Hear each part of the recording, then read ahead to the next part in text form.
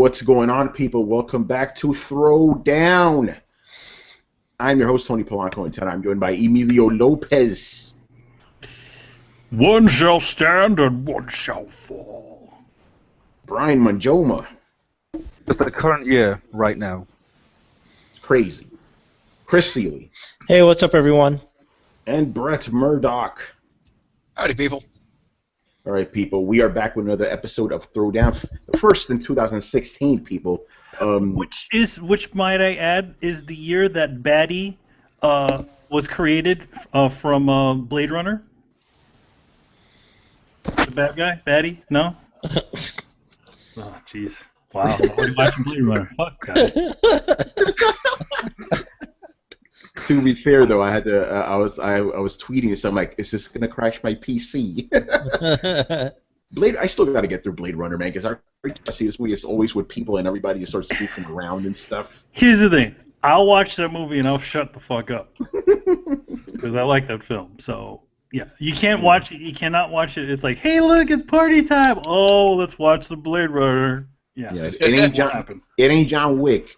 No, it's not John Wick. I wouldn't have shown you John Wick on New Year's. Yeah. I mean, not Blade Runner. Yeah, John Wick was pretty fucking awesome, by the way. All right, so yes, we're back and stuff. We hope everybody enjoyed the holidays, Christmas, and New Year's, all of that. I hope you saw some good fights like Brian apparently did. Man, I need to hang out with people that Brian hangs out with, man. I've been drinking with dudes all my life. I've never seen a full-on fight. And Brian apparently sees it all the time. Okay, for the record, I and neither of the people that I were with were involved in any of the fights. It was other people, and we were just observing them. And one of the fights, it literally broke out 10 minutes after midnight on New Year's Day. So we were literally just 10 minutes into the New Year, and they were fighting. It's like, wow. Couldn't wait, man. Couldn't wait. No? All right. The other thing is, obviously, we told you this in the last episode. We're gonna reiterate again. 2016, Throwdown is now a video game podcast officially. Like, we kind of made a little bit of a switch, like during the last half of last year, but we didn't say it officially just to see what people would say. No one said shit about pop culture and tech being gone. No one said anything, and the ratings went up. It was like, okay, you guys obviously just want a video game podcast, so that's what we're giving you. Now, if something huge happens, we'll talk about it, but for the most part, video games all day. Other things impact video games. There's video games and related things, but yeah. But we're not going to be telling you about smartphones here. Sorry. Yeah, no. Here. Or the newest TVs, or if it impacts gaming, you'll hear about it. If not, we probably don't care that much either. Yeah, exactly. We also want you people to check out our new sexy channel trailer. Oh, yeah. We finally got up there. We got to lure in those new subscribers, man.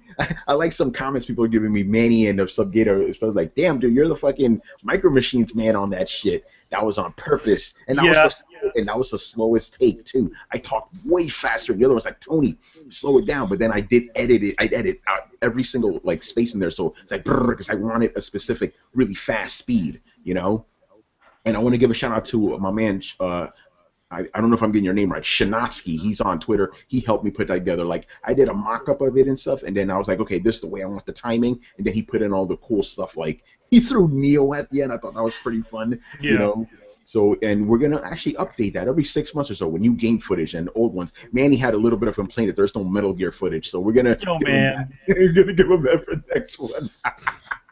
Oh, man. What's the last thing? Let's just skip all this stuff because Brett ain't going to be here with us too long. All right, let's talk about VR, man. So the news dropped. Oculus Rift is going to be coming out in March, or originally was supposed to come out in March.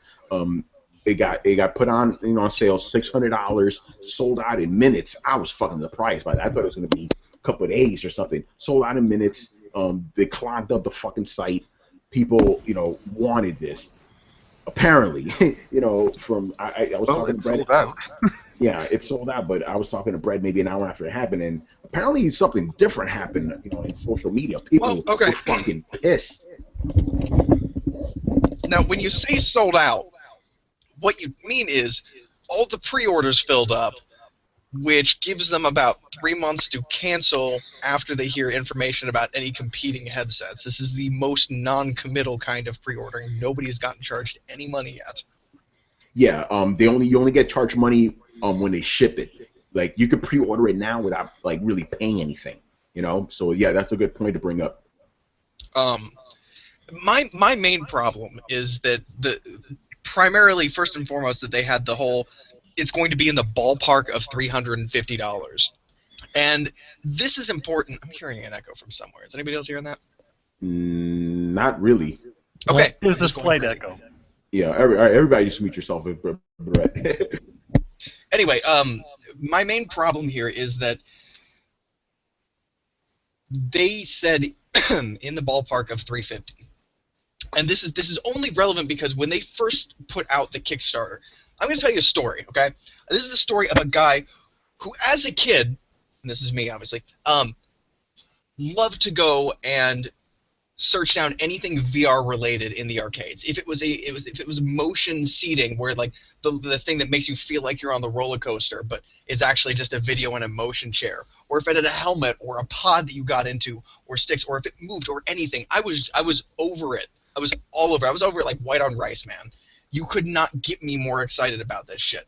And I love the big clunky helmets and everything about VR, and it always seemed like an awesome concept to me, but improbable to actually bring to the masses. And without, this big extra room in everybody's living room. So when I heard that somebody had started a Kickstarter, and Kickstarter was even new at that point, where they were taking donations because this hacker guy had figured out that he could use phone displays to actually create a VR display that wouldn't be thousands of dollars, or wouldn't be $1,200 fucking dollars. That would be capable of getting into the hands of your average consumer and your average, video game enthusiast. I went fucking nuts. You can ask Tony. You people have heard it. I have been I've been advocating this shit for years, so you can imagine how upset I was. The fact that they announced a price point 72% higher than they had indicated at the time where they actually opened up pre-orders. And since then, the guy has apologized and said that they weren't meaning to mislead people. But my main beef comes here from the fact that why did you not fucking announce how much it was going to be before you literally opened up pre-orders? You put your consumers in a position where they had to make a snap decision of paying way more than they thought, almost twice as much as they thought they were going to pay for this thing, or losing their spot in line. And when you've built this kind of artificial demand like Nintendo is famous for, that's a really shitty position to put somebody in. And that's completely aside from the fact that now there are a bunch of motherfuckers that they're sitting there like me, like, dude, I thought I could afford saving up $350. My PC is just at the low end of being able to handle that stuff. I can maybe get myself into VR if I'm lucky. Now, there's no way in fucking hell I can get into VR. And this pisses me off. They alienated a huge point of their consumer base. And this is, in my opinion, horrible for the VR industry, and smacks incredibly loudly of when the PS4 came out, or when the PS3 came out, and they said $599. I mean, it's even if it's not a big number, it's a psychologically large number. It is the most expensive gaming peripheral you could buy, other than the base system. It costs more than other people's consoles, plus a game, plus an extra controller. Like it. Honestly, I feel like they've shit the bed. And my personal prediction at this point is that Oculus is kind of going the way of Daisy. Like, great, they had the idea, they sat on it for too long. Qualified competitors are coming up, and they're probably going to beat the pants off of them. Like, I honestly don't know what Oculus is doing. I don't, and I get that you're probably getting all of this value for all of this shit, but what the fuck? The whole point was that you could get this in the hands of everyday consumers, and now their marketing strategy is, oh well, we'll let other people fill the other price point gaps. So they've just slowly become more elitist, and on top of that, and I know I'm fucking ranting here with no direction. I don't give a fuck at this point. On top of that, That's the point, man. Go off. Facebook bought them. The whole point, the whole thing, everybody sat around was like, well, Facebook will help subsidize some of the units that they'll be able to sell. So they'll be able to like make less money and get a wider user install base, and that's clearly not fucking happening. So what the fuck does Facebook have their hands in this device for at this point? It seems like this was a good idea a long time ago, and ever since then it's been taken over by committee, and you get the kind of results that you get from a committee, just bland and lackluster, and not very impressive. And I'm afraid that this is going to reflect badly on the launch of VR as a whole, and that makes me angry. All right, Chris, get in here because I know you had similar thoughts to Brett over here.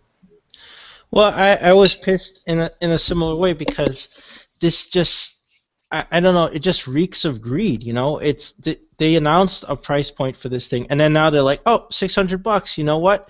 Because we're going to be the best on the block. It's like, you may think that, but you got Facebook money behind you. Why couldn't you guys cut everyone a deal? And you're going to put the price point of VR so high that it's going to make it unreachable for a lot of people. Like, I always say this, I've said this on previous shows. I've hit Sony up about this, Microsoft about this, when guys are like, why can't you get this game? Why can't you get this game? Because people live on budgets. People have to decide what they're going to invest their money in. It's either PC gaming or a certain game. I didn't get certain games over the holidays because I prioritized other games. Like, believe me, I wanted to get everything this holiday. I would have had Rise of the Tomb Raider and Just Cause 3 yet, but I had limited money to work with, so I don't have those games yet. I'd love to play lots of stuff. So the barrier to entry, when you put it so high, and you're just like, people will pay it because we're bringing VR to the masses. It's like you're not doing anyone any favors by putting the bar so high. There's no reason to do that. You're trying to introduce the masses. They're excluding people by saying, oh, this is for early adopters. This is for enthusiasts. This is I was getting to that. I was getting to that. Like, they're not welcoming anyone into this fold. They've become what you just said. They've fucking elitist. Yeah, and I agree 100%. And that's why I was pissed off. And I'm like, you're not doing this whole. The industry is going to turn into a new direction, but not if you turn it off the fucking cliff by putting the price point too high. So I was really annoyed about this. I'm like, I was talking to Kristen about this. I was like, this may just kill VR right there if you put the price point in the stratosphere, because you think, oh, people will pay it because we'll have early adopters and whatever. What about the rest of us? What about people who want to even try it? It's too much money. All right, I need to come in with the counter argument. I was talking to Torrance about this, Manny too. Basically, this is the way I see it, right? $600. Yeah, like lump sum, that's a lot of money. But you kind of already pay that for fucking cell phones. I've never paid less than $600 for a cell phone. And here's the thing: we're talking about the masses, right? Out of pocket, you pay $600 out of pocket for your cell phone. For my first phone, I did. For my S4, I paid close to $600 out of pocket. So I'm like, I'm not paying this shit monthly. Here you go. Here's the fucking lump sum. But I mean, let me back it up a little bit. First of all, the announced price, $350. That was for the test kit, the development unit, right? Yeah, and they said that the final kit would be in the quote in the ballpark of the DK2. And that's where they fucked up. And that's where they fucked up. They shouldn't have said that because it like, listen, if you really thought about it, it's like there was no fucking way you're gonna release a VR headset for less than fucking $500. Like, no way. Well, then what? Nobody would have funded your fucking Kickstarter then, you asshat. But that's the thing. So I'm not giving them that. They borderline lied. That's wrong. But here's my thing. And I was talking to Torrance about this, and I completely agree with him. Okay, this is not technology for the mainstream. This is for the hardcore enthusiasts. Guys that are buying VR are the same guys that buy $700 graphics card on a whim, just because. Let me finish. Hey, I let you. Okay, go ahead. Go ahead. Interrupt that. I let you talk uninterrupted. You wanted the fire. Okay, so if this is not for little Timmy, right? This is for the hardcore PC gamer who buys fucking graphics cards out the ass on a monthly basis, whatever. It's for Jagon guys, like this is for the elite dudes. These guys don't give a fuck about spending $600. That's chump change to them. This is who this technology is for. This technology was never meant for regular fucking people, despite what they said. And and you know what I'm gonna say? They fucking lie about that. This is not technology for the masses. You can't get $400, in a fucking VR unless it's like complete shit. They wanted to do VR correctly. Brett, goddamn it, Brett, shit. Okay, cannot monologue this. We need to go point counterpoint because you were covering too many goddamn points that I need to respond to. But I let you just go off, and I waited. Oh, and you shouldn't have. But go on. But yeah, okay. Just to sum it up, my point is this is not technology for regular people. This is for PC enthusiasts. You need a fucking badass PC to begin with. You can't say, oh yeah, VR's gonna cost you $350. Are you fucking stupid? Okay, $600 for this thing plus another $1,000 minimum for a badass PC. This was never intended to be for the mainstream. This was always intended to be for those hardcore dudes. So on that standpoint, I don't see what the fucking problem is. $600. There's graphic cards that cost way fucking more than that shit. So go ahead, Brett. Dude, the problem is that $1,500 for a full setup, for a full VR setup, is not fucking ingenuitive. It's not new. It's been done before, and it's the exact same reason VR has fallen on its face twice now. Twice they've tried to launch VR, and never. They've had cheaper VR options.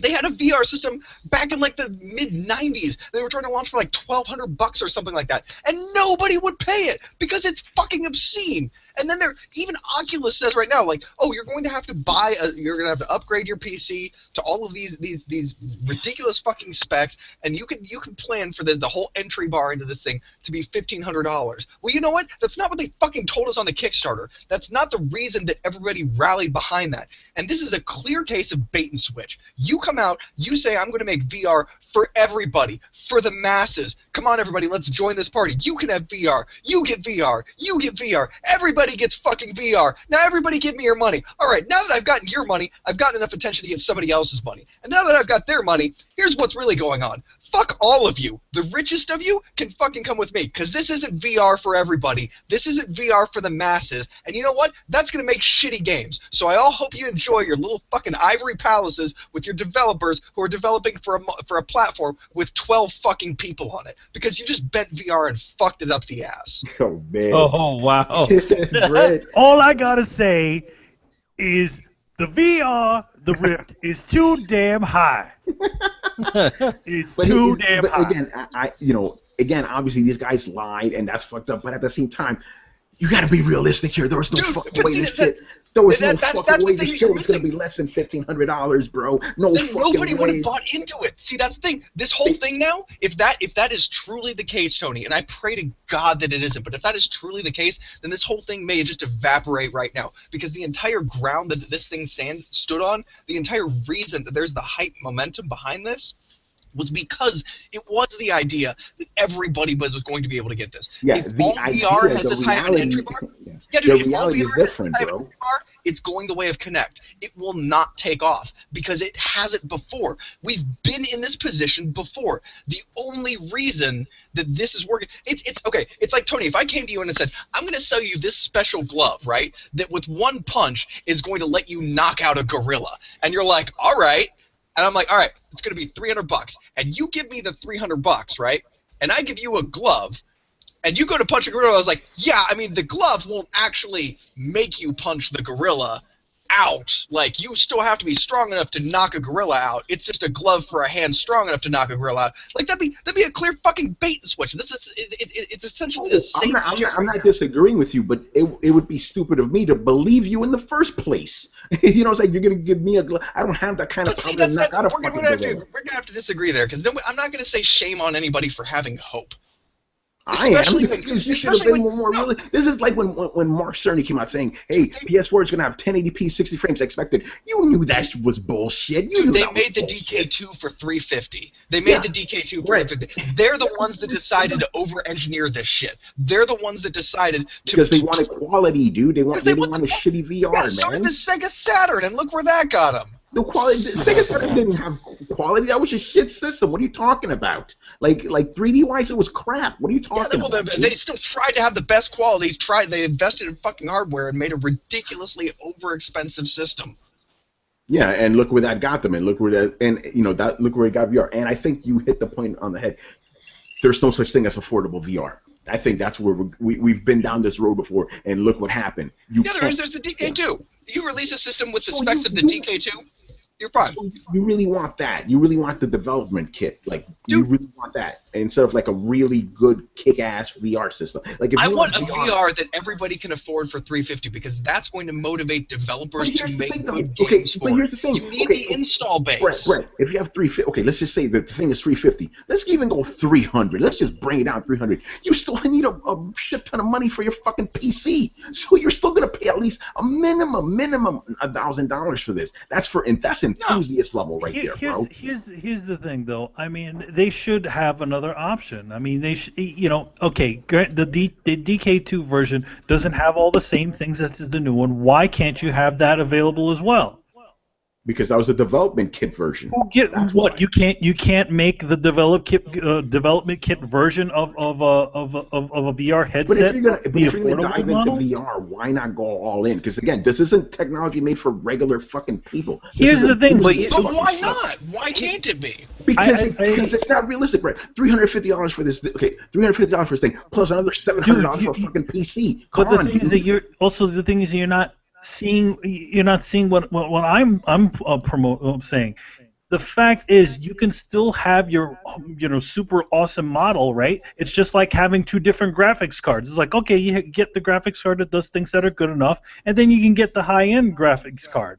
Why can't there be two versions of that same Oculus where you have the DK? I see what you're saying, but at the same time, you're still going to need a PC that's powerful enough to run this shit. So the whole obviously you need a PC, but Brett just said that he has a computer that just under the gun gets it into the sort of position where it can play these Oculus games. Now remember, he said he made that computer for not that much of a Yeah, hey Brett, let's go with that. How much did that computer cost you?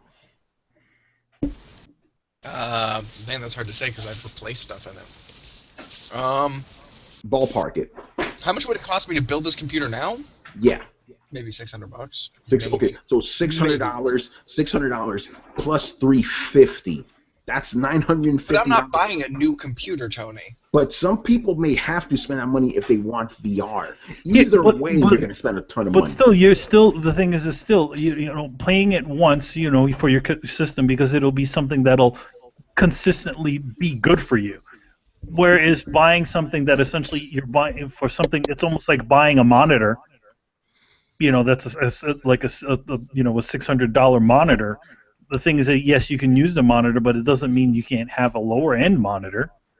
You know what I mean? You can, but you're still gonna have to put in money for that PC. Regardless, you're gonna spend a lot of money. I say this. To be honest, I mean, okay, people have obviously spent the money on the PC. Why can't there be a lower end model? Well, I don't know. Yeah, and apparently they're not making money off of this either. They're not making a profit. Yes. So I mean, if the other one, I feel like if you had a little bit of a lower end model, which was the last generation of it, didn't have all the bells and whistles, I think that would be probably better. I'm sure all the enthusiasts would probably go for the big one, but for people who just want to use it, sure. Now, going into the next part of this, I think that this is a good set. If Sony is smart and savvy enough, they could totally jump in on that market of just regular folks wanting to get one for the PlayStation. But actually, I do want to get into that. But before that, Brian, get in here. I want to hear your thoughts. The whole thing. Okay, my whole thing is I understand why people are upset, but they seem to be upset for no reason, in my opinion, because the whole thing that people are upset by is just the price point itself. So to me, they're only looking at one half of the equation. Like, what if it's worth 600? Like, that's a good point. What if this is like the top of the range, like Rolex level VR kit, and it's worth 600? Like it blows everything that will come out for the next 5 years out of the water. Like, what's on that level? Like, that's what people don't seem to like. That's what people don't seem to be looking at. They see, okay, it's 600. They said 350. I'm mad.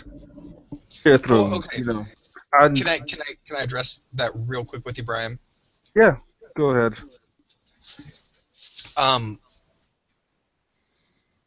Never mind. Just go ahead. Sorry to interrupt your flow. I'm not gonna. Oh, go ahead, Brian. That's actually a great point. And by the way, I need to say this. Everything you just said and some of the things I've said, Ben Kuchera said, which disgusts me because I don't want to agree with this man.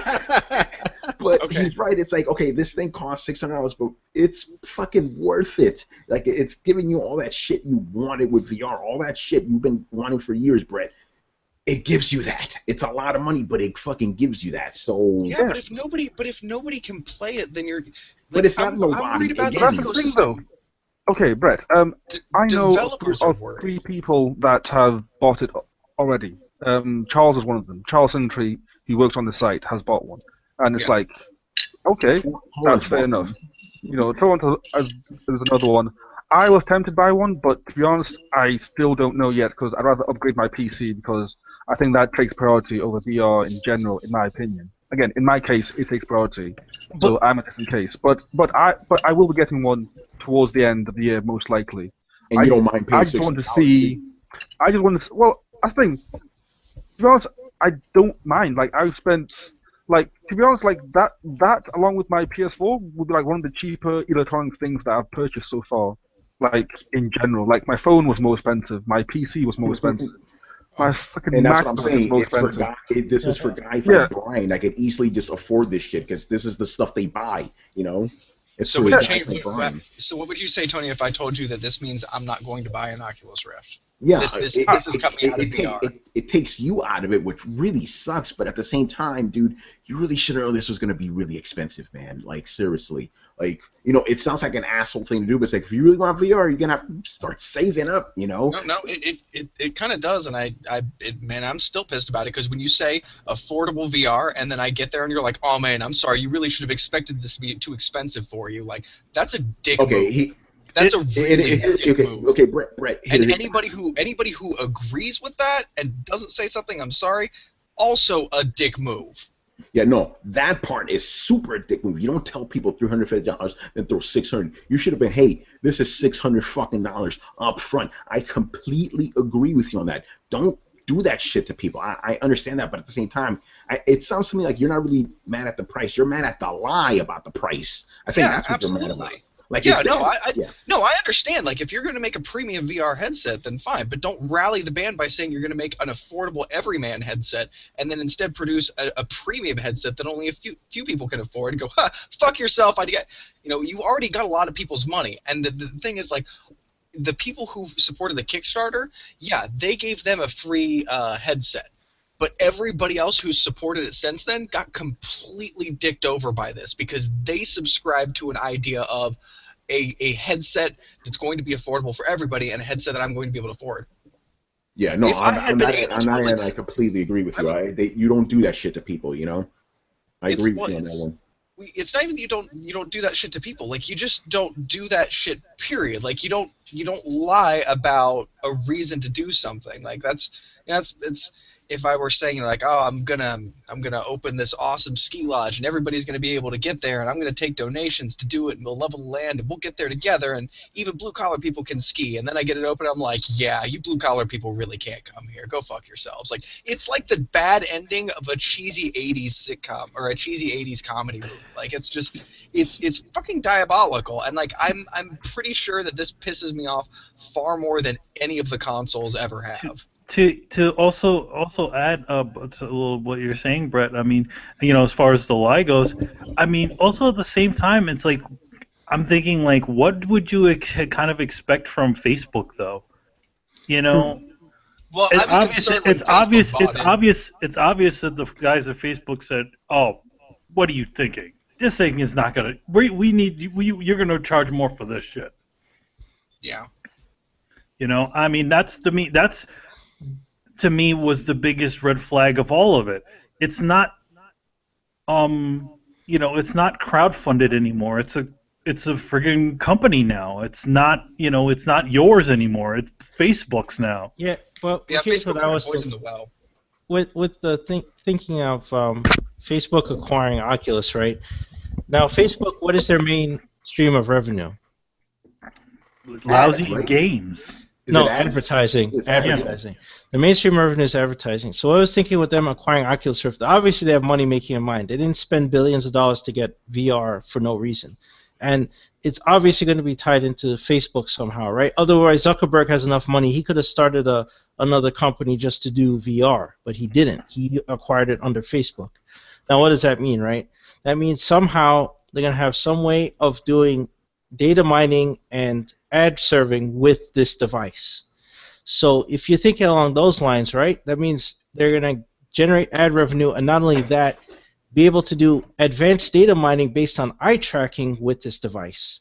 So if you're going to do all that, wouldn't it be somewhat humble to kick people, subsidizing it if that's the end game of this device? I just don't see a way around that. I don't see a way they're not going to do that with the Oculus, you know? And if you're going to have ad serving, data tracking using eye movements to see where people look to serve better ads, and have like pretty much the ultimate way of data mining what people look at, then I don't see how you're kicking on both ends, but we're going to charge a mint for it at the same time.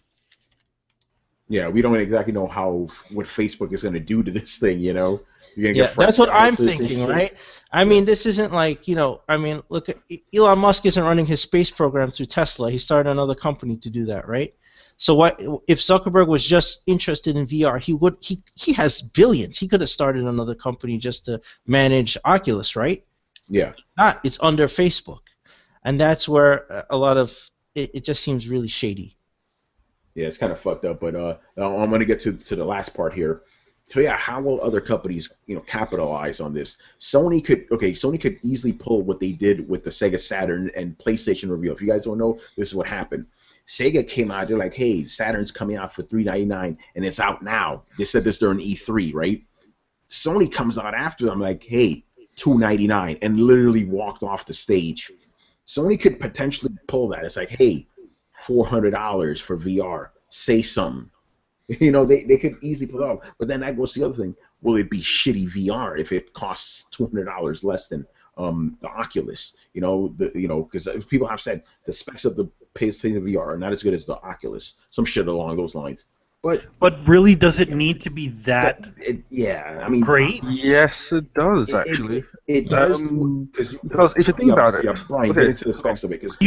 Brian, you've tried the PlayStation VR. Oh right? no, I haven't yet. Oh, you didn't? Oh, okay. I tried the Rift, and like one of the issues that I had was that reading text was a pain in the ass. That was one of the things that you couldn't do with like I think it was the DK1. I'm not too sure about, and I heard that there's some of the things about DK2, so I'm not too sure. But if they solve the problem with like uneligible text, like reading text in VR, then they have it, and that is one of the key things that I think is important to winning the VR war. And I don't know if Sony has, because I don't know what the specs are.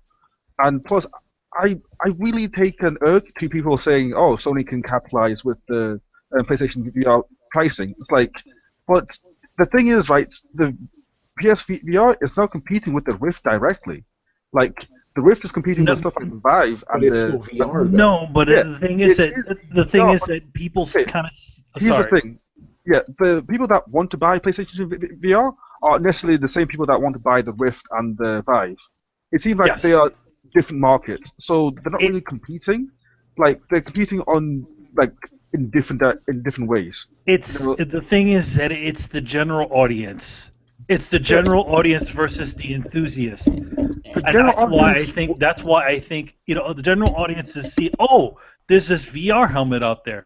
Okay, so what do you need for it? Oh, you need all of this. Here's another VR helmet. Here's another VR helmet that you can have at home for that's not even the same price. Yeah, it's literally called PlayStation VR. What is that? VR for your PlayStation. Now, why do you think they called it that? You know, it's like, so I'm thinking that that's what they're going to use. I mean, they could totally use. They can totally.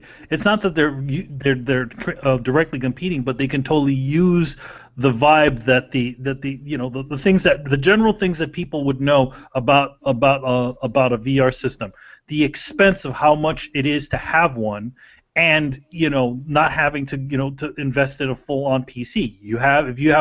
You think about how many PlayStations there are out there, you add something else to it, it's not that much of a deal. Go ahead, Brian. Yeah. again, I just don't see the same people buying like either one or all. It's like, oh, either I buy this or that. It's like the people that want to buy You're absolutely right. generally don't want to buy the Rift, and the people that want to buy the Rift generally don't want to buy the PlayStation and VR. It's like two different markets. I don't see that as a competition as such. It's you are definitely right. Hey guys, my name is Brett, and I will buy either a computer headset or a PlayStation VR headset. I believe you've been talking about me. Yeah. Hold on, Brian. Finish your point, Manny. Don't cut him off either. Go ahead, Brian. No, that was it. They're just like there's nobody in the market who wants to do that. I was like, okay, because I've been seeing people saying, "Oh, PlayStation can capitalize." Yes, they can capitalize, but then this is also the same company that bought us the $600 PS3. Yes, granted, they did bring us the $400 PS4. But then you're saying that they will like capitalize on this so that to make the profit like more ideal. Like, I don't think that they need to, and I don't think that they will, because at the end of the day, this is Sony. Like, Sony are known for the over expensive hardware. Like, that's one of the things. Like, their TVs, stereos, headphones, everything. Didn't they like, say it was going to be the price of a console, though? Yes. And what was the price of the PS3 at launch? Yeah, like, exactly. They didn't say which console. That was a console. Again, for all intents and purposes, they could have just come out and said it'd be in the ballpark of $350. They could have said that, and it could have meant the exact same thing. Yeah, I will be equally, if not more, angry if that happens. Yeah, here's the thing I want to expand on what you said, Brian. Capitalizing. This is what I mean by capitalizing. It's like, hey, that shit is kind of expensive, right, guys? Look at what we have. Kind of like what they did with Xbox One. Same shit. And I realize this. You said different markets. This is how I see it. I think I'm not disagreeing with you. I see it as like Oculus Rift is PC gaming, and PlayStation VR is console gaming. That equivalent. That's how I see it. Yeah.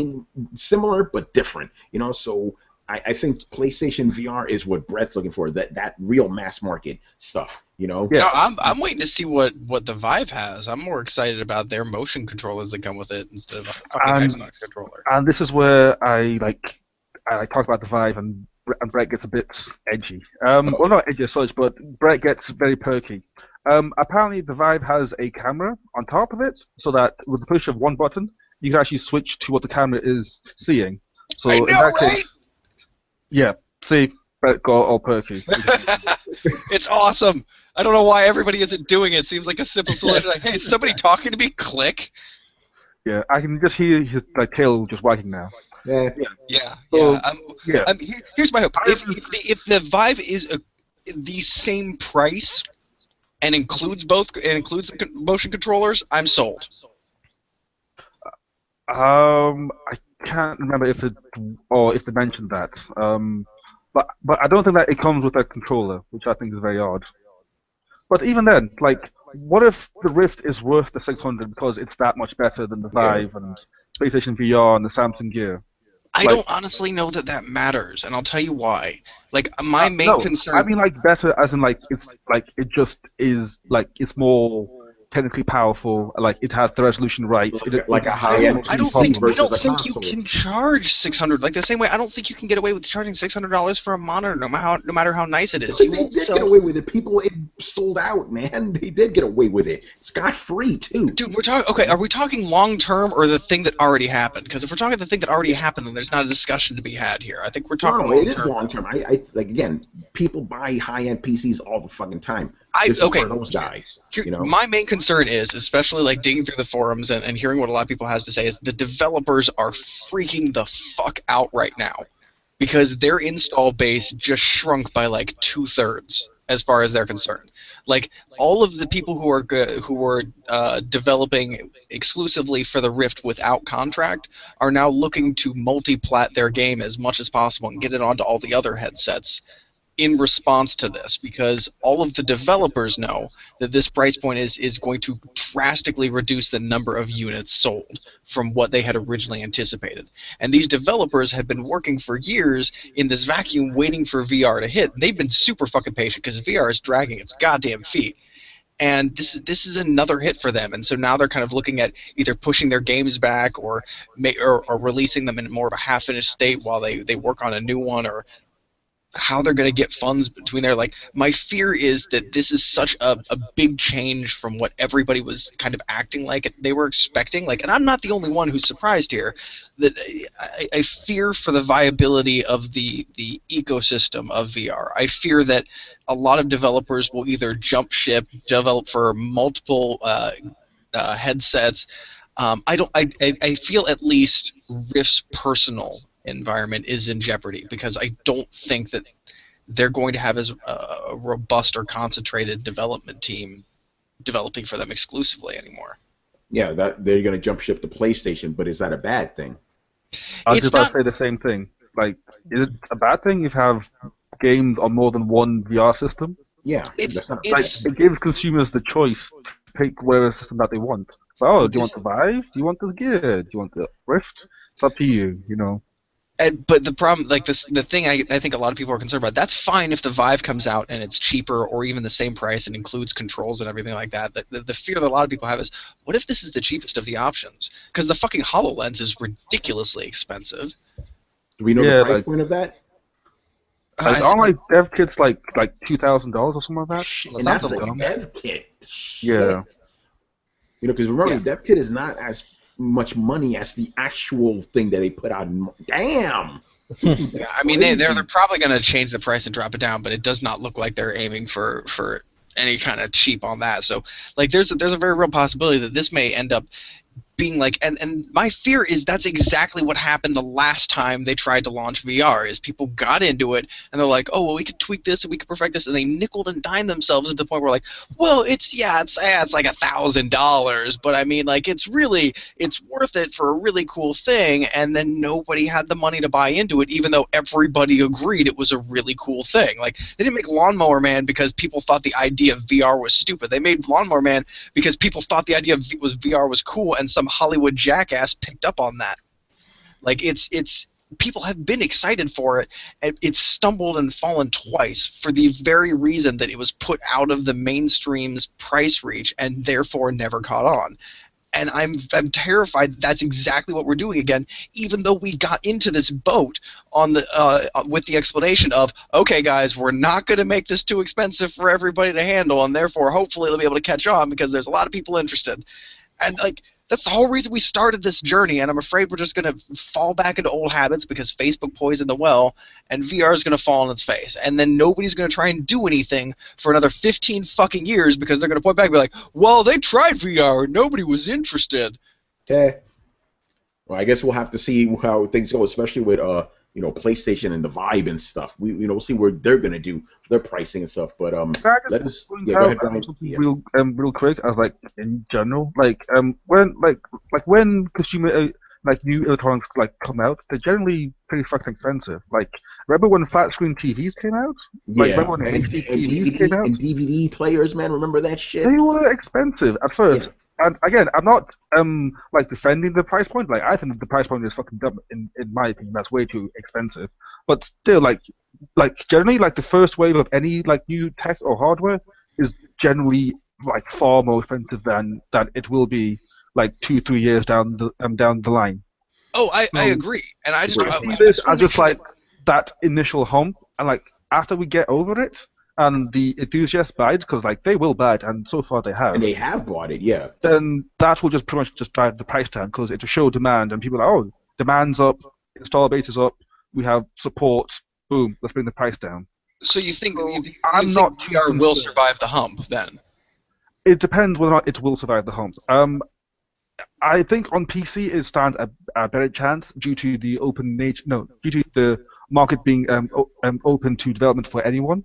So, AKA porn will just skyrocket. So yeah. Actually, It will my survive. wife They're not told gonna me have- of all they're not gonna have- people, Yeah, they're not gonna no have porn on the Rift. Yep. On the Rift, maybe not, but maybe on the Vive or something. Yeah. People will hack things, Tony. Oh, sorry. Dude, Brett. I was shocked by this. I was like, you're not going to let the porn industry adopt this technology? Like, historically, the porn industry backs, good technology, and that's the technology that ends up lasting in part because of the support of the porn industry. Like, why do you think what are you VHS? doing? Yeah, why do you think VHS took off? Betamax was better, but VHS took off because of fucking porn. You're right. You know. Oh, And dude. it was cheaper. Yeah. Yeah, like I'm shocked. I'm like, I don't. What are you doing, Oculus? Yeah, but yeah, in essence, I think that as long as we can survive the first hump, which is like maybe like a year and a bit, or 2 years, is usually like the hump stage.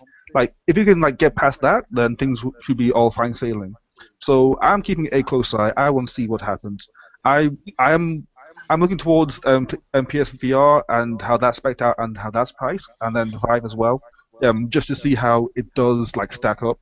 Because if they turn out to be better than the Rift and are at a cheaper price, a la PS4, Xbox One, then things get interesting.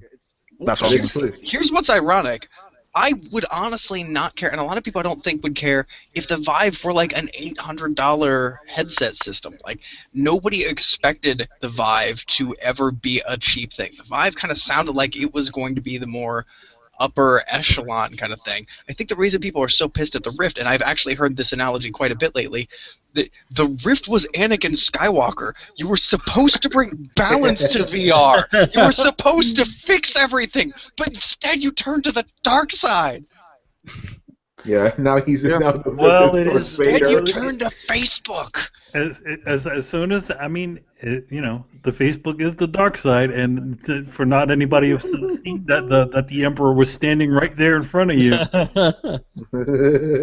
Yeah, Oh, no, it's yes. it's a perfect analogy. I can't even claim to be the first one who thought it up. I saw it, I was like, that is fucking spot on. Yes, brilliant. you want to put all your social information on the internet. All right, all right. Let's move on. Great discussion there. Brett, are you going to be leaving us, man? I'll hang out for just a little bit. I got some more steam in me. Yes. All right, so let's move on to some gaming. A lot of shit happened this week. I guess it's the first week of the year. It's like, all right, bunch of crap. All right, so the week started off with two fucking Microsoft delays out of all things. Scalebound got delayed 2017, and Recourse coming out later this year. Kind of bad, especially for me. I don't really want that Scalebound, man. It looked cool, but oh well. I guess you guys have to wait. But now, what's gonna happen with Microsoft's like exclusives list? They don't have that big one. Exclusives. Like for the fall, it's gonna be Gears of War and Recore. Man, that's it. Quantum Break was also delayed too, right? No, that's still coming out. I mean, it was delayed, obviously, but it's coming. It's coming out in April and stuff. But yeah, it kind of stinks. But with that said, Microsoft actually had a pretty good year in 2015 overall. It turns out that all their the greatest game lineup, all the titles in that. Let me see if I can remember them all. It was like Tomb Raider, Halo, Forza, Replay, and fucking Gears of War. They all sold quote unquote over $1 million according to Microsoft, right? Which is great because apparently Tomb Raider was doing shit before. But here's the thing people don't talk about. So you're telling me Halo, the killer, right? The big game, only sold over $1 million. Very interesting, right there. Like, okay, granted, over $1 million could be anywhere between $1 million and $10 million, sure. But if it sold more than 4 million, they would have fucking said the shit sold 4 million. Very interesting. Or maybe Microsoft. Okay, like the way that I see it is that them just saying. Microsoft doesn't care about numbers, don't you remember? I see it as them just saying like, hey, look, our lineup sold the minimum of this much. Like this was how low the bar was for this year's sales, which I think is fair enough. Like again, over $1 million could mean 1.1 million or 10 million. We don't know. Obviously not 10 million because that's fucking dumb.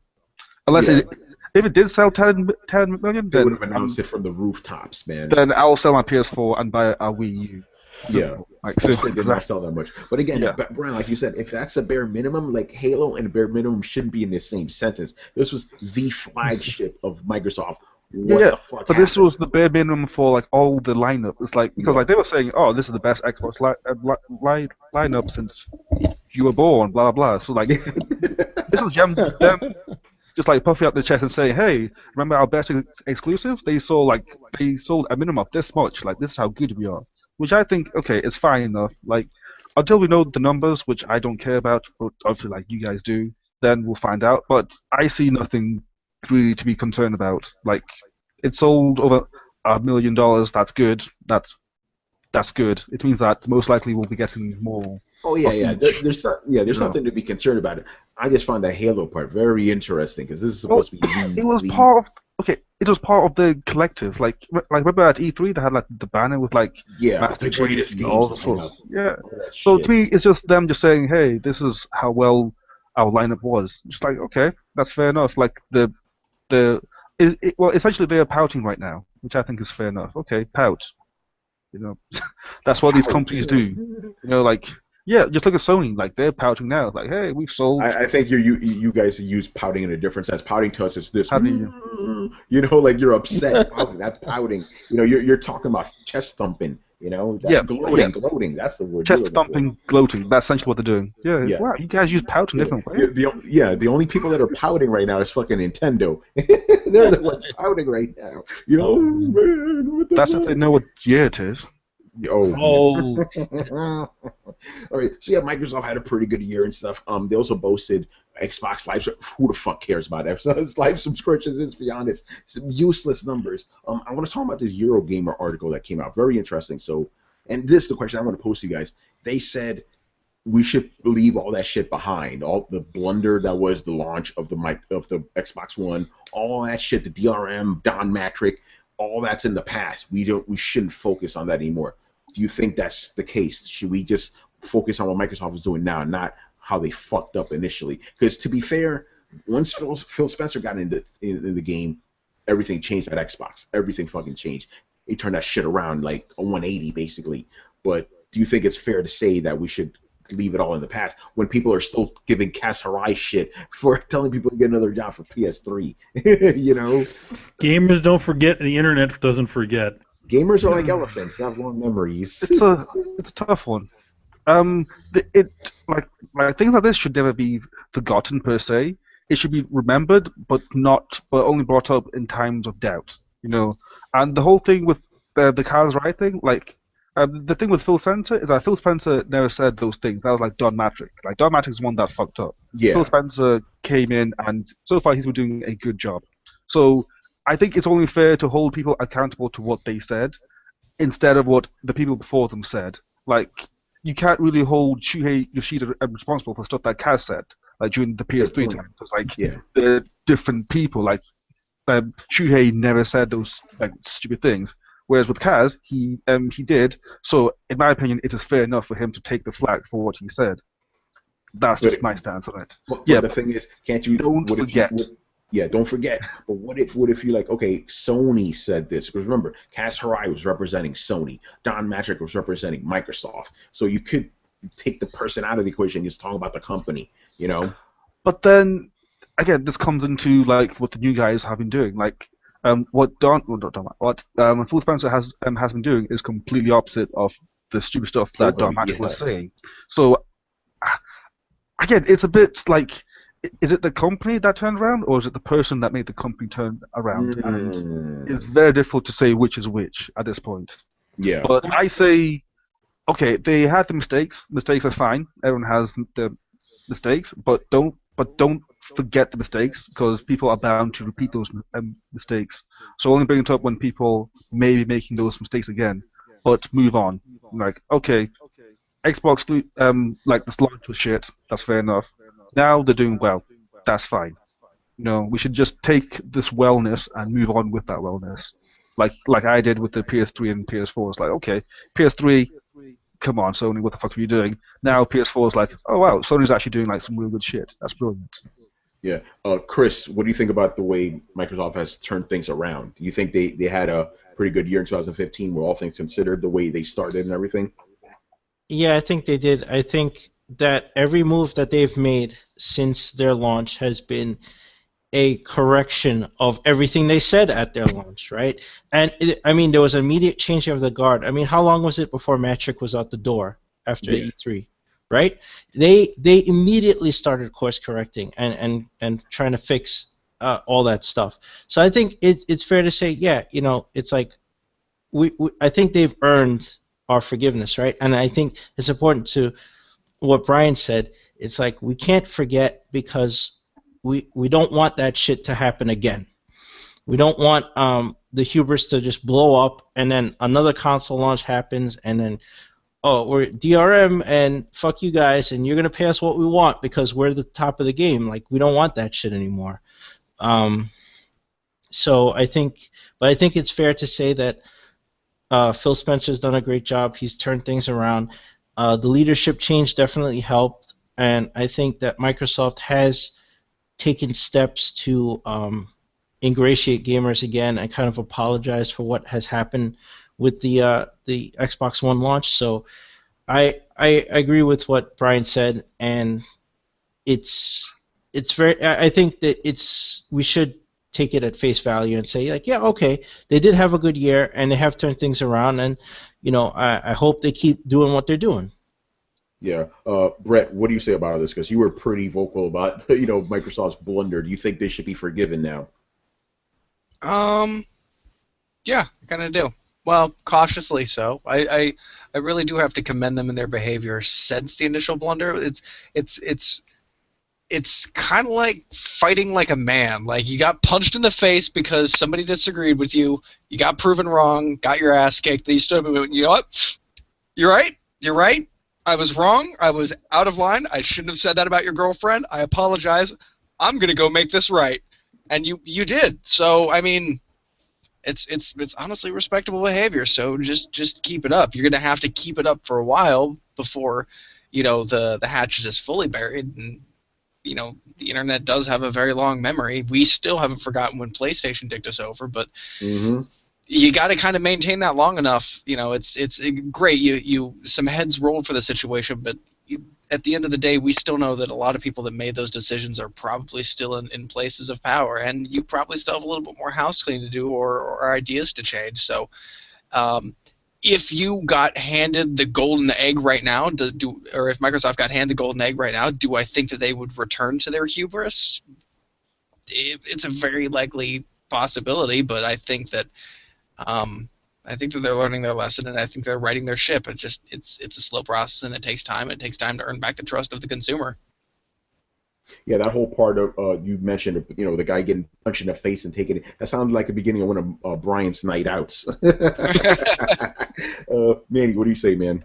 You better get ready to run, 'cause here we go. Anyway,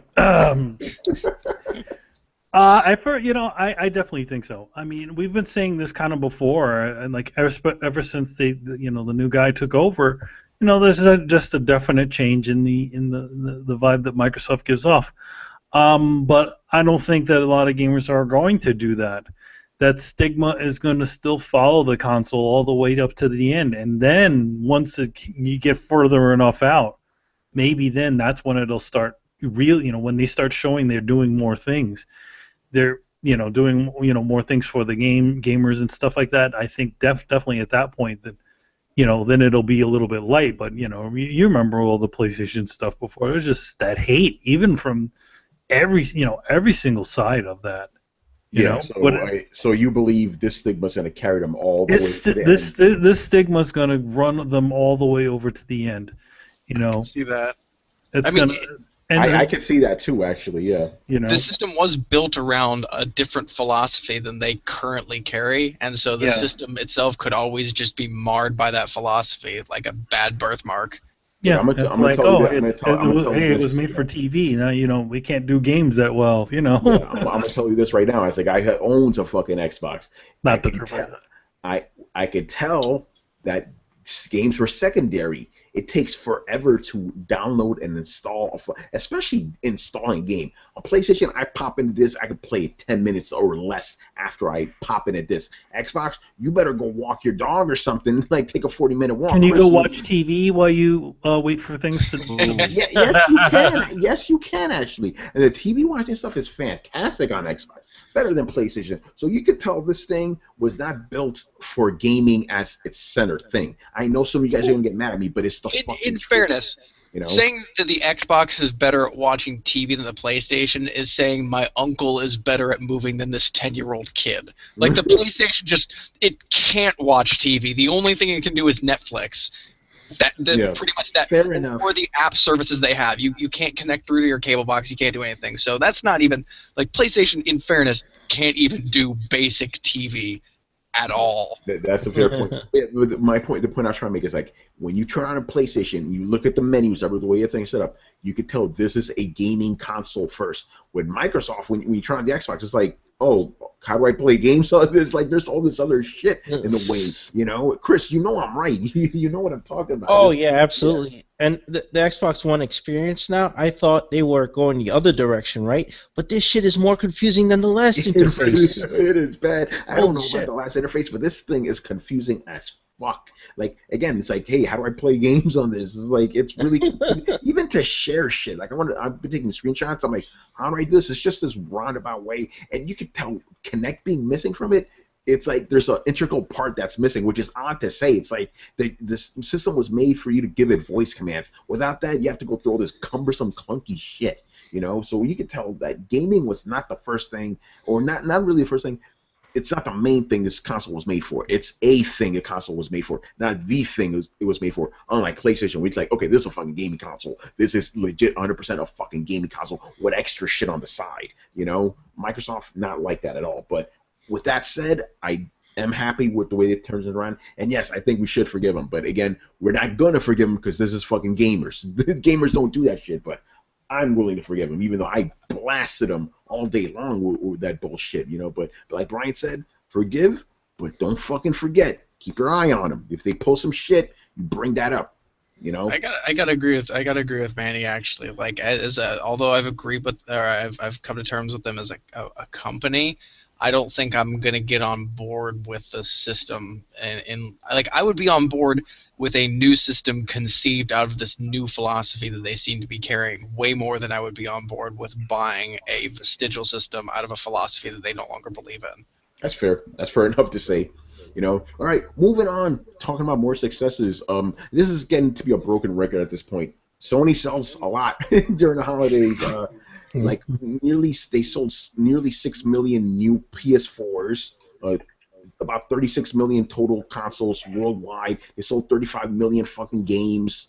Yeah, and again, this is telling Microsoft. They said, hey, yeah, we sold over. You know, they didn't give you any specific numbers with how many consoles they sold. Sony's like, yep, we sold this many. You know, like they're not hiding shit. Again, why? Because they're doing so well. If Microsoft was in the same position Sony was in, they'd be giving those fucking numbers too.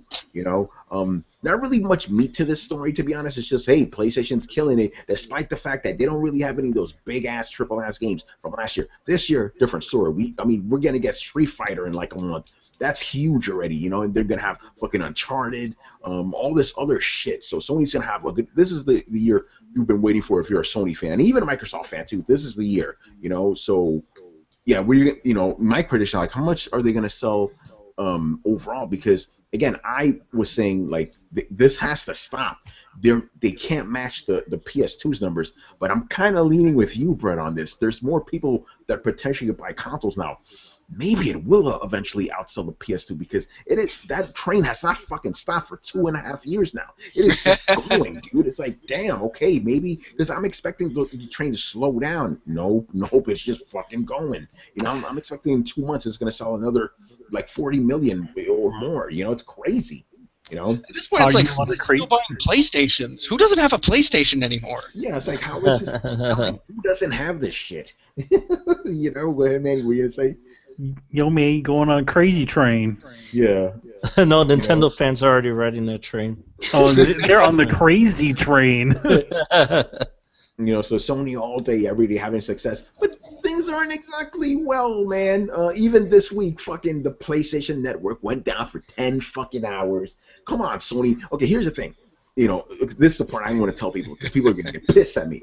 Okay, things are gonna get hacked. There will be attacks. Shit like this is going to happen. You can't really get mad at that. It's like, hey, I'm mad at it's fucking raining today. You can't do anything about that. But at the same time, Sony, what the fuck? Dude, come on, guys.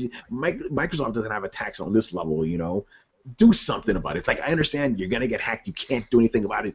Fine, I understand. You can't help that. But at the same time, people pay for PS Plus. Yeah.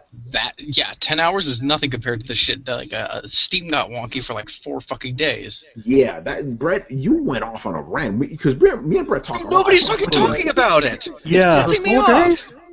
Really? Like, I don't think it was. I thought Oh, it was dude, like it for fucked up 4 for hours me or for something. on and off for 4 days, and during that time, it showed. I'm pretty sure my other people got my account information. I got other people's account information accidentally. Like it was just a Oh yeah. massive fuck up.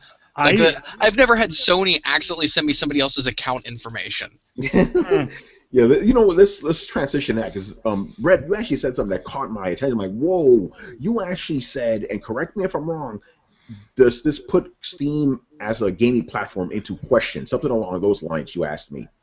Well, like Expand on that. not even does it put the quality of the platform into question. Just it's long been regarded, at least by the people that I talk to, that Steam is kind of this upper echelon. It's not.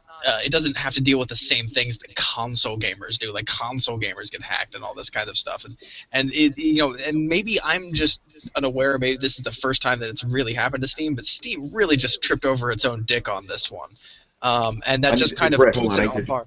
I need to jump in real quick because don't you find, and you and I said this, don't you find it ironic? Remember last year when PlayStation and Xbox went down for like 4 days? These PC guys went on a fucking rant. They're like, oh my God, this doesn't happen to us. You fucking plebeians. Look at the shit you have to deal with. Why don't you upgrade up to a PC? You don't have to deal with this. And look what fucking happened. Steam goes on and proves my point. No matter if you're Steam, if you're fucking PSN, if you're Xbox Live, this type of shit will happen. So don't talk shit because you will be fucking hacked eventually. Don't talk shit. To be fair, and I have cleared this up since people are getting that misconstrued, it wasn't actually a hack. It was actually they updated something to do with one of the caching servers, and they messed up, and that's what caused this whole thing. And whoops, all of your information was stolen. Wait a minute. They claimed it was an attack. They claimed it was a DDoS that exposed people's personal information. That's not what I heard. I heard that it was just it was caused by a DDoS, but there was no actual hacking involved. Okay. Let's get our terminology. Okay, There was no hacking, but DDoS. There was no entry at all. Yeah. Okay, so it was a DDoS that somehow exposed people's information, though. It was cached information, and also it didn't show any sensitive information, bar your billing address if it was on there. As far as I know, and I've seen screenshots, and I've actually confirmed this myself by looking at the page.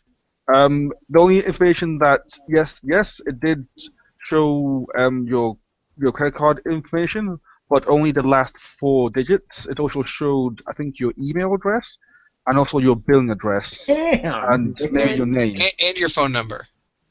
Yes, and your phone number. But then again, these are things that are mostly publicly available. Again, mostly, depending on how you look at it. My phone number is not public, son. Fuck that. There's no actual information that could be used in a fraudulent manner apart from your address, email address. The point is, this shit happened, and it can happen. Yes. Anytime, Yeah, of course. Anyone who thought otherwise is an idiot. Yeah, but that's what I'm saying. Yeah, but keep in mind, last year, everybody was all up in arms because Sony got hacked. There may or may not have been some incomplete account details, the likes of which we're hearing were actually shown on Steam. Like nobody on they didn't think the people in the PSN hack got full credit card numbers, but partials along with addresses and phone numbers and names. No, like the this PSN kind of was stuff. much worse. I mean, they actually got details. I mean, oh, what happened there? Keep talking. You're good. Okay, my mouth just went completely blank. Now you're good, man. Weird. We hear you. Yeah, cool. Yeah. What was I about to say? You were talking about it was much worse because they actually didn't encrypt any of the data, which is actually very dangerous. I mean, you can't store data unencrypted, period. That's just beyond retarded. That's security like 101. And at least with Steam, they took some precautions by again blanking out the last or the first, I guess, 12 digits. Is it? Yeah. I'm not sure how. Yeah, the first 12 digits off the card, so you couldn't really see much apart from the last 4, which were pretty much useless anyway. Yes, I agree that this is dumb and it should never have happened. But it seems like Steam or Valve did do, well, not enough, but they did something, which is better than nothing. I'm not even saying they mishandled it. I'm only saying that I find it interesting this holiday that everybody's talking about PSN getting hacked, when I feel like, honestly, Steam got it worse over this Christmas. I agree. Yeah, but everybody PSN went wants to down. talk about PSN. Yeah, because PSN always gets it. That's why, But yeah, Steam. What happened with Steam was a little bit more broader. This was just 10 hours. But again, even those 10 hours, like, come on, Sony, really? Again, I understand shit like that's gonna happen, but what are you gonna do? It's fucked up. Thank you for bringing up the Steam thing. I almost forgot about that. It's very important. Again, people, we had a lot of shit happen while we were gone. Christmas happens. People feel the need to be dicks for some reason. I don't understand it, but it happens. Dude, I could go off on a whole rant about that shit. It's like, really, you're gonna again? It goes to the whole thing. Men want to watch the world burn. It's like, come on, let people live. Let them. I have a theory about this. People want to watch the world burn. Yeah, go ahead, Brett. What's your theory? Mr. Wayne.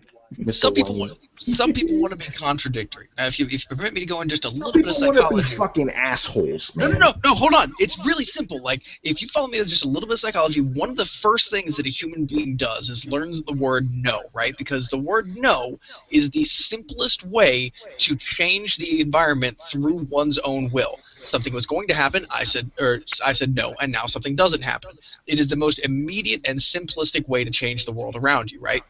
And no is just the same thing as being contrary. So there are some people who, they want to see the world burn as long as the world isn't burning. If we all got together and said, let's see the world burn, these motherfuckers would be like, let's put the world out. It has nothing to do with the shape of anything. They just want to be contrary to whatever the current view is. Oh, I'm sorry, do people like Christmas? I'm going to make people hate Christmas. But I virtually guarantee you, if we all set aside a purge, these motherfuckers would be sending fruit baskets, just because that's how they are. That's a good point. Okay, I left, but I'm back. So what I missed? Okay, Brett was just basically saying that people who do this type of shit are just people who want to be contradictory. Like, if everybody loves Christmas, they have to hate Christmas. But we all decided we hate Christmas. They would love Christmas. Some people are just contradictory by nature. That's what he was trying to get at. Fucking assholes. People are just assholes. That's what I'm saying. Okay, here's an interesting question that I'm toying with myself. What if a company was doing something nefarious and we didn't know about it, and one of these hackers exposed it? Then what would your outcome be on that hacker and your opinion of said hacker? What was That's the a name white of hacker all day long, man. Oh no, but they told the nefarious company that they were doing something, and that nefarious company did not respond.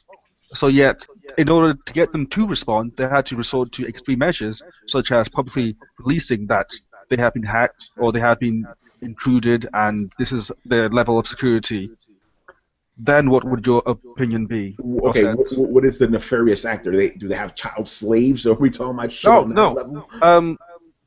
They got hacked. So you have a digital company that has something, and they do something nefarious in terms of digital security. Right? So nothing like rape or anything like that. That's far beyond this analogy. I would support it, Brian, and the reason being is I'm a fan of a little bit of crime. I think no society can exist purely crime-free. A good example is that very few people actually ever have you ever driven your car with expired tags because you have to get to work? And it would be the lawful thing to do to call into work saying you can't drive into work with expired tags, but then you'd be fired and then you wouldn't have a job and then the whole thing would fucking fall apart. So for the greater good, you eat the system a little bit and hope you don't get caught. The world is... You know what I'm thinking of, Brett? Dude, you know how many times I've jaywalked in front of cops? That's technically illegal. And that's what I'm saying. You need a little bit of crime to grease the wheels to make society continue to go. So I'm not necessarily against the odd vigilante or the odd, the Edward Snowden every once in a while. I realize it's a breach of security and it's a breach of privacy, and that we can't, as a rule, all have hackers digging through our stuff, waiting to wave our private information around, because that's just asking for trouble too. But I do think that there's a place for that in society, because there kind of has to be, because if it's just all black and white, man, it all falls apart. Throw a little vinegar in that cake, man. Okay, no, it was just one of those things that just came to me. It's because technically, what they did was wrong, but yet they did it for the right reasons. Does that make it okay or not? It's like I said, that's called chaotic good, Brian.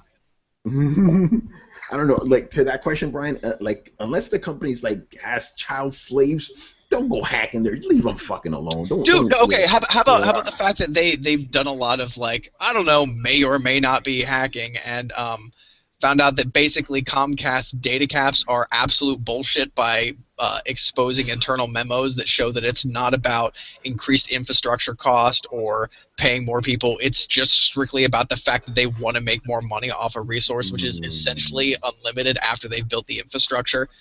Yeah. So before, Comcast was like, oh, no, we have to do this. We have to put the data caps on because, you know, this person is bogging down everybody else's speed.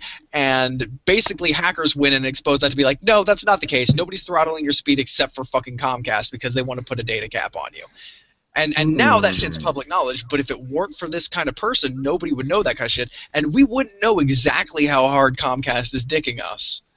Yeah, that's a great question. I don't know how to answer that.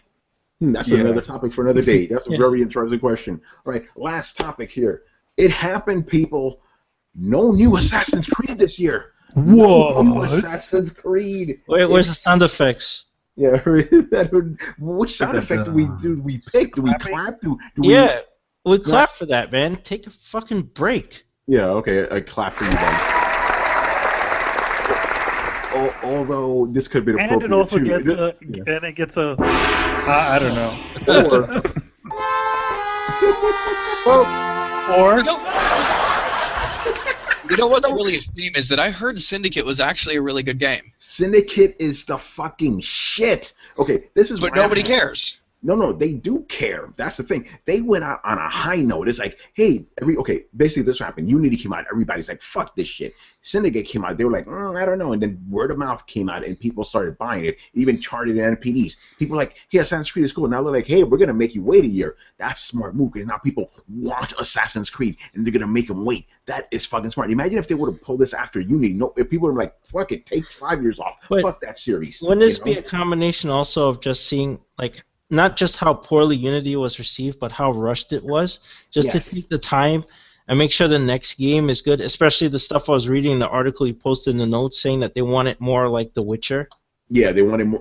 I don't know how I feel about that. They need to build it from the ground up. It's time to not rehash an old system or an updated engine. It's time to build a new system from the ground up that's more in line with what you want to do based off of current hardware. So good. Exactly. That's what I expect. It's time for the age-old engine transfer. Yes, exactly. All good franchises go through it. It needs to happen. It's like a molting process, people. You can't hang on to the past forever. Yeah, like, and you guys, you know me. I love Assassin's Creed. I've been buying shit every year. I've been saying for years, I'm like, take a break, guys. It's cool. Take a fucking break. This is the perfect time to take a break. Take a break. Start from scratch, and it'll be awesome. And you left people on a high note with Syndicate. That's even better. So yes, good on you, Ubisoft. You finally fucking listen to us. They're also going to be limited. Like, I'd like to see an Assassin's Creed where if I'm walking along a roof, like, I'd like to see partially destructible environments. Maybe a brick gives way and falls down and guards see me. But that's not the kind of thing that you can just tack onto a game engine. That's the kind of thing you need to build into it. So I look forward to seeing some new game mechanics come out of the franchise because of this break. Yeah, totally. I mean, that's what they want to. They want new game mechanics, and you can only do that with a new engine. So good on them. But just a little thing, even though there's not a main Assassin's Creed game, there's still going to be an Assassin's Creed game this year. Chronicles comes out next month, which I'm actually very excited for. So you're still going to get Assassin's Creed, but not a main one. What is Chronicles? Chronicles is a collection of those 2D side-scrolling Assassin's Creed that have been coming out. Oh, the ones that nobody gives a shit about. Yeah, except for me, apparently. I asked on Twitter, I'm like, am I the only one excited for Chronicles? Everybody's like, yup. I'm like, okay, I mean... that one with the Asian girl was really, really disappointing. Because that's the one that everybody wants to see. Yeah. One in Japan. I think Chronicles is an appropriate name because it's only half a name. Like, it kind of strikes me as like Chronicles of what? Oh, Assassin's Creed, Chronicles of... Chronicles of some person that you don't care about. Yeah, I'm still gonna get it. I'm like, ooh, side-scrolling Assassin's Creed, you sold me. Give me that shit. Well, you obviously didn't play that last one because that was a piece of shit. Because I knew they were going to be doing a collection, so I'm like, I'll wait for the collection. That's what they're doing. So you can play even more. You can play a bigger pile of shit. Hate. But yes, no one's new Assassin's Creed, people. Crazy news. Well, All right. that's a good thing because that's what we wanted. It's a great thing. This is what we wanted. Which, by the way, I have to say, with Assassin's Creed Syndicate, I really like those murder ballads. You know, them that say no Black Flag, London. What is that? You mean Black Flag, where they had all those like songs? Nah, these are the murder ballads that they have in this game, in Syndicate, where they're like, singing about like, people dying in factories and stuff like that. I don't know. I've played the game like for hours. I've never heard any murder ballads. Yeah, they're in there. They're the ones the people sing on the streets. Yeah, it's also that final song where what is it? The final song when you at the end of the game, that's also a murder ballad. There's a bunch of them in the game. Oh, I never even heard a single one of them. I just thought, "Oi, what's all this then?" That's all I remember from the game. Or look at, "Oi, what's all this?" The game has children. It has children in the game. You never see that. All right. So that's pretty much it, people. So a couple of things here. Some post-show shit for you guys. Throw down your questions. We'll return this Sunday. Start asking us shit in the last episode, 65, so we can answer it for this episode. Otherwise, we're not gonna have a show for you. So make sure to fucking ask us shit. A little bit of a kind of slight disappointment with throwing your questions, and Brett, I want you to say what's going on with throwing your questions, and you. Well, Rachel is finally well enough to be getting back to work. We're starting to return to some form of normalcy. Unfortunately, that means that her work hours are going to be colliding with the Sunday episode. So I will not be able to make the Throw Down Your Questions before 11 p.m. my time.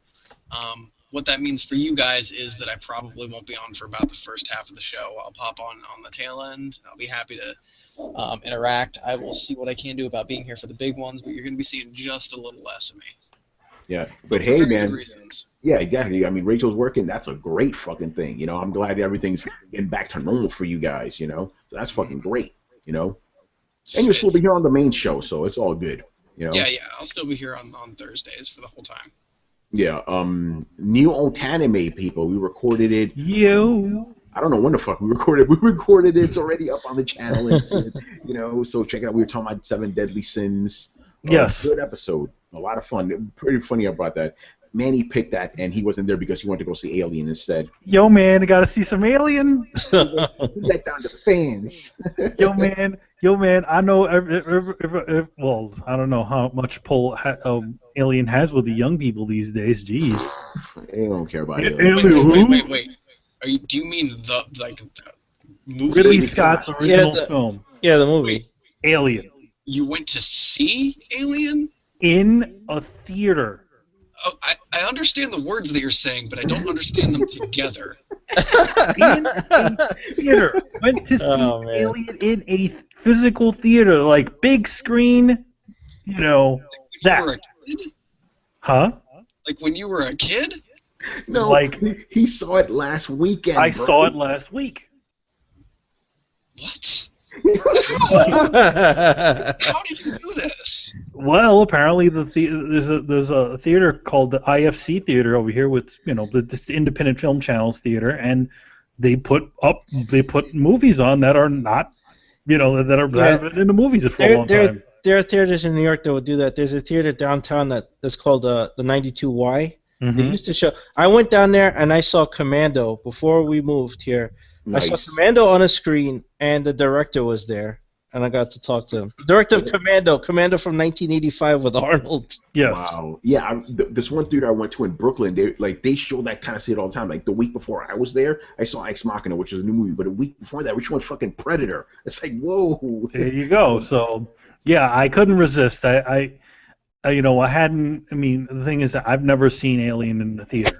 I tell you that one right there, because that was released in the 70s, the late 70s. You wasn't even born. I wasn't even born yet, so I really wanted to see it. And it was great, and the even better thing was the fact that Jossie hadn't really fully seen the film yet. Oh, like nice. She's seen parts of it and stuff, so it was really, it was nice to be sitting with somebody who didn't know what was going to happen. Oh, that's cool. The only Alien I saw in theaters was Alien 3. Oh, that's the same one I saw. Okay, little fun trivia for you guys. The very first movie I ever saw, because I didn't come to America till like 1987. First movie I ever saw in my life was Alien 3, and I liked it at the time. But then I got older. I'm like, this movie sucks.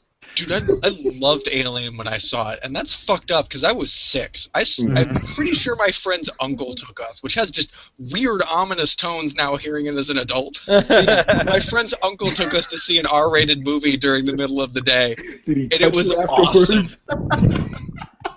Oh man! Took 2 6-year-olds to see Alien 3. Because that's how it used to be back in the day, man. You don't do that shit anymore. That's I mean, sad. the thing is, I saw Aliens in the theater with my father. So Yeah, my dad Yeah, took me to see Predator. yeah, my dad took me to see Predator too. So Dude, I mean, dads back in the day did not give a fuck. They're like, how many people died? Come on, let's get in the car. Well, the thing is that my at least with my dad, he was really good at explaining. He's like, listen, this is all fake. It's not real. None of this that stuff alien can ain't hurt real, you. man. It's, I mean, obviously, I was still friggin' scared out of my mind. I mean, the Terminator fucking scared me too. But you know what? Terminator They were was good films. Scary. Like, I even remember like the alien from Spaceballs being horrifying, but like I still fucking love that movie. Like, and I agree. I think that's how kids ought to be raised. Like, I think that like, Connor doesn't eat sugar past 6 and can't watch R-rated movies makes for serial killer hipster adults. Oh, shit.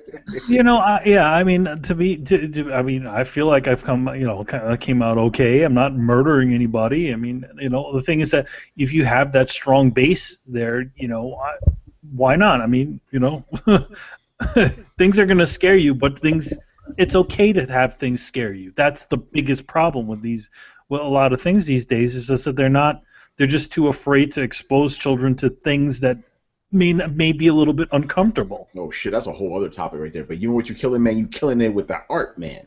Yes. And that's the perfect segue. We have a fun giveaway for you guys tonight. Yay! We're going to be giving So you a copy. Yeah, Manny, what are we giving away tonight? We are going to be giving away a copy of Solid Zero Substance, which is the like 100-and-something art book that I'm getting blurry. The 100-and-something art book, page art book, Metal Gear art book that I made last year. And this is actually the final version because I added actually 2 more pages. And why are we giving it away? Just cause. Just cause. Yeah. Oh, by the way, motherfuckers, I got mines too. Oh yeah, and he has a very nice drawing in there. Yes, I got one too with a nice drawing. Let me show the people real quick. Dude, you can see this shit. I'm just hold on. I could just hold on a second. Let me center the camera myself. Look at the nice drawing of Big Boss there. That is Metal Gear Solid 3 Snake because that's his favorite game. Chris, what were you gonna say?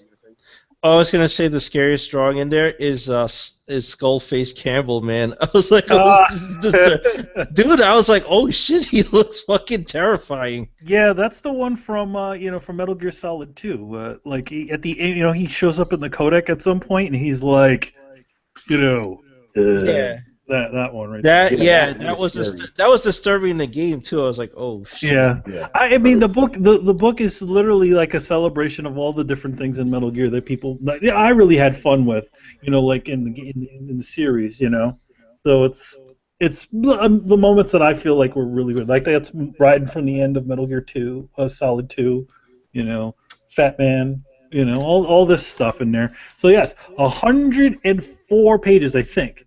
Of artwork from pretty much every single game, and even games that weren't really in the series, like Metal Gear Acid. And some Revengeance shit just to please those guys. And there was stuff for Revengeance people, so I drew Jetstream Sam in there too. So. Yo man, but you know what this book's missing, right? It's missing Code Talker. It's missing. Oh, actually, no, Code Talker is in here. Oh, is he? Yes, I see Sahelanthropus. Yeah, Sahelanthropus is in there, but Code Talker is here, right on the bottom there. Ah, there he is. Shit. Parasite. I'll tell you the only characters I haven't drawn. Sigint is not in there, or the DARPA chief. Chris's version of the book, which I drew. I got a DARPA chief. He has a DARPA chief in it. Oh, you got Eli. You got those fucking Borg women. Yeah, I didn't draw the male skulls. Yeah, people don't want to see that shit. No. But yes, how will the folks be able to get this one, Mr. Tony? because since we're fucking lazy, the first person that comments. Yeah, the first person that comments. And we're gonna check between. I think we're gonna have to check between the YouTube and this and the other one, right? And we'll pick at random. So first person that comments on either YouTube or whatever, we'll pick one of you guys and give you this book, motherfuckers. Yes, and you will get a secret drawing. I will draw you a little secret drawing in there. And it won't be a penis. It will not be a penis. It might be a big boss. It might be a solid snake. It might be a snake. It might be a snake. A solid snake. Oh, these innuendos, man. We're all adults here. Yes, we are. No. So yes, I could totally screw with you, and I'd just draw you Master Chief. Yes. I mean, it's very interesting that because I'm also doing orders for the book. It's very interesting seeing what people want me to draw. I've had to draw the rabbit from what is that game? From Silent Hills, the bloody one. I drew that. I drew that for someone. I drew like Dracula from Castlevania. So it's like people throw a little something at you. I like the Judas Priest album cover. Ah, yes. There you go. We talked about that a while ago. That was in the art show in France. That one.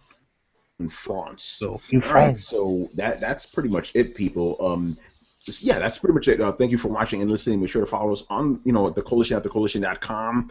Subscribe to Throwdown, SoundCloud, iTunes, and YouTube. By the way, people, please leave us a review on iTunes, man. Like, it helps with the show. Like it gets more people like interested or what. I don't know the analytics, but just if you leave a review, it helps the show out. Like comments. The thing is that we don't actually get to see any of our iTunes. Or any of our iTunes analytics or anything like that, because we just didn't. We have to reset everything on that. Rather than do that, just drop a couple of nice words. Give us a little rating, see what you say. Everything, every little bit helps. Yeah, so, exactly.